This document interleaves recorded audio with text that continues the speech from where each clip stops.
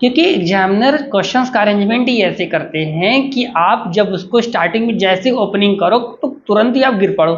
वो आपका स्ट्रेस और टाइम मैनेजमेंट देखना चाहते हैं।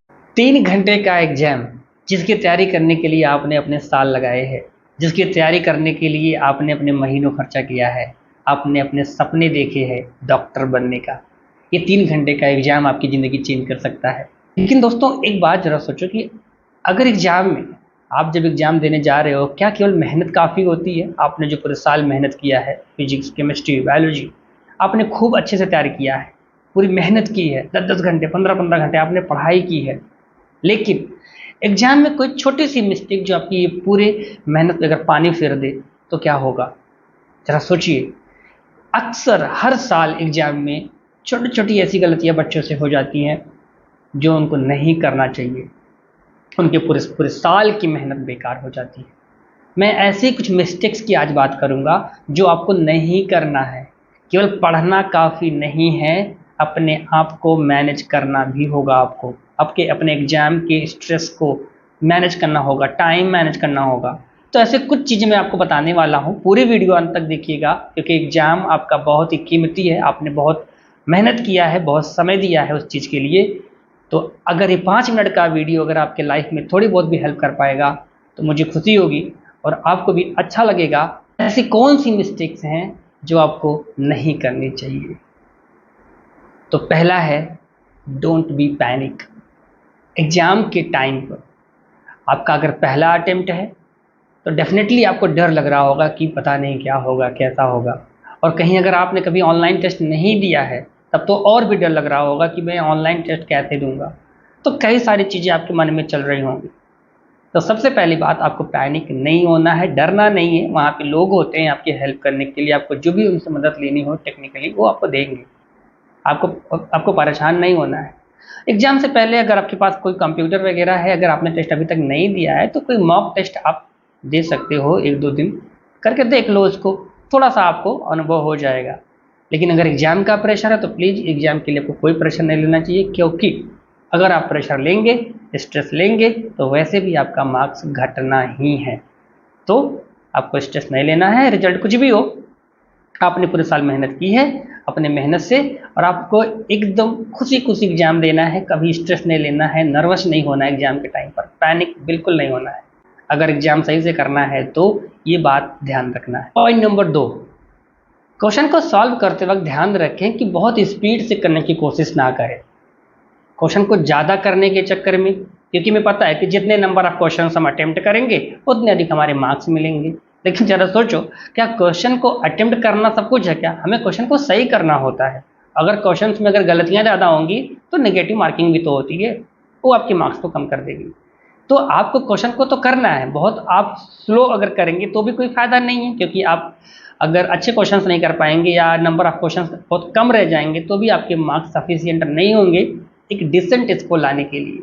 तो कोशिश करें कि क्वेश्चंस को करें, तेज़ी से करें, लेकिन इतना भी तेज ना करने की कोशिश करें कि गलतियां होने लगे। तो ये गलती करने से बचें। स्पीड लाना ठीक है लेकिन ओवर स्पीड ना करें। Point number 3, time management. Question को करते वक्त आपको टाइम का ध्यान रखना है, कि ये ध्यान रखना है कि किसी क्वेश्चन को करने में ज़्यादा वक्त तो नहीं लग रहा है आपको। मान लो कि आपने किसी एक क्वेश्चन को करना सॉल्व किया और आपको लगता है कि यार मैं तो कर ले जाऊंगा, ये तो इजी है, लेकिन वो टाइम ज़्यादा ले रहा है, लेकिन तब भी आंसर नहीं आ रहा है। उसको वहीं पे छोड़ो और तुरंत आगे बढ़ जाओ। क्यों? क्योंकि कोई भी क्वेश्चन अगर आपको टाइम ले रहा है तो कहीं ना कहीं किसी दूसरे क्वेश्चन का टाइम खा रहा है, जो हो सकता है कि ये सॉल्व तो हो जाए लेकिन बाकी 3 क्वेश्चन जो आपसे सॉल्व हो सकते थे वो टाइम नहीं मिलने की वजह से छूट जाएंगे।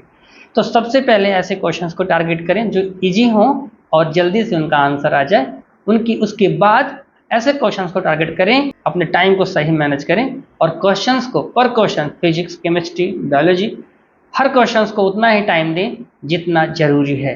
पॉइंट नंबर 4, बेटा एग्जाम में चीटिंग वगैरह मत करना। चक्कर में ना पड़ना कि भाई मैं किसी को पड़ोसी से पूछ लूंगा कि मेरे फ्रेंड का भी उधर ही पड़ा हुआ है। बोर्ड चीटिंग आप करना भी चाहोगे ना तो भी आप चीटिंग कर नहीं पाओगे, क्योंकि क्वेश्चंस आपको मैच नहीं करेंगे। हो सकता है कि आपके बगल वाले का फिर उसके बगल वाले का, उनके डैशबोर्ड पे क्वेश्चंस की जो नंबर्स होते हैं वो अलग अलग होते हैं। तो कोई फ़ायदा नहीं चीटिंग करने का, इसको भी ध्यान ही रखना है। तो कोई कि अपने फोकस को बना के रखना है। दूसरा, बगल वाला क्या कर रहा है ये नहीं आपको देखना है कि भाई वो तो ज़्यादा कर रहा है, वो क्या कर रहा है, नहीं, आपको अपने फोकस को मेंटेन रखना है, अपना बेस्ट देना है। हो सकता है कि स्टार्टिंग के कुछ क्वेश्चंस आपको सॉल्व ना हो रहे हों, इसका मतलब ये नहीं है कि लास्ट के भी क्वेश्चन सॉल्व नहीं होंगे, क्योंकि एग्जामिनर क्वेश्चंस का अरेंजमेंट ही ऐसे करते हैं कि आप जब उसको स्टार्टिंग में जैसे ओपनिंग करो तो तुरंत ही आप गिर पड़ो। वो आपका स्ट्रेस और टाइम मैनेजमेंट देखना चाहते हैं कि भाई आप कैसे टाइम मैनेज करते हो। आपके सामने छोटी सी प्रॉब्लम आती है और आप उसको देख के तुरंत ही उल्टी कर बैठते हो, तो इसका मतलब यह है कि आपका टाइम मैनेजमेंट नहीं ठीक है, आप स्ट्रेस नहीं मैनेजमेंट कर सकते। तो कुछ क्वेश्चंस डाले ही जाते हैं इस चीज़ के लिए कि आपको तुरंत ही झटका लगे, और अगर आप बहुत दूर नहीं जाने वाले हैं तो आप उधर ही दम तोड़ दो। लेकिन अगर आप में हिम्मत है तो उन क्वेश्चंस को देखोगे और आगे बढ़ोगे, जिसे कहते हैं स्मार्ट वर्क करना, कि ठीक है दो चार क्वेश्चन अगर आगे के अगर कठिन है भी कोई बात नहीं, बाकी का पेपर तो पक्का आसानी होने वाला है, तो आप आगे पढ़ते जाएं, उनको छोड़ते जाएं, आगे पढ़ते जाएं, और आप पाएंगे कि बीच के और जो लास्ट के क्वेश्चन होते हैं वो ज़्यादा ईजी होते हैं कंपैरेटिवली जो स्टार्टिंग के क्वेश्चंस होते हैं।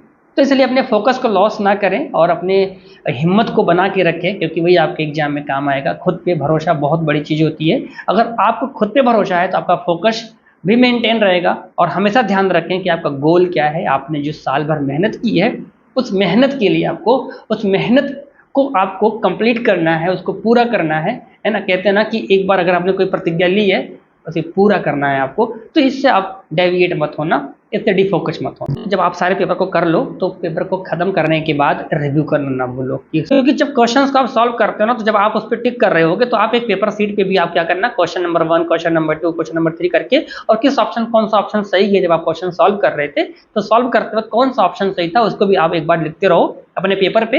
लास्ट टाइम में जब रिव्यू करना हो तो फिर एक बार सारे क्वेश्चन को मिला लो आंसर को टाइम देख करके कि हाँ मैंने जो ऑप्शन किए थे वो लगभग सारे के सारे सही टिक हैं, कहीं कोई मिस्टेक्स नहीं हुई हैं। मुझे लगता है कि कुछ ऐसे छोटे छोटे मिस्टेक्स थी जो आपको ध्यान रखनी चाहिए। पैनिक नहीं होते हैं, आप ओवर स्पीडिंग नहीं करते हैं, चीटिंग नहीं करते हैं, बस खाली अपने जो भी आपको आ रहा है बस वही करते हैं। जितना क्वेश्चंस आए उतना क्वेश्चंस करें, बहुत अधिक हिट एंड ट्रायल ना अपनाएं, ज़्यादा तुक्का ना मारें। भाई अगर आपको कुछ भी नहीं आ रहा है तो आप चाहे जो करें, लेकिन अगर आपने मेहनत की है और आप लग रहा है कि क्वेश्चंस आ रहे हैं तो जो भी क्वेश्चंस आ रहे हैं उसी को टिक करें।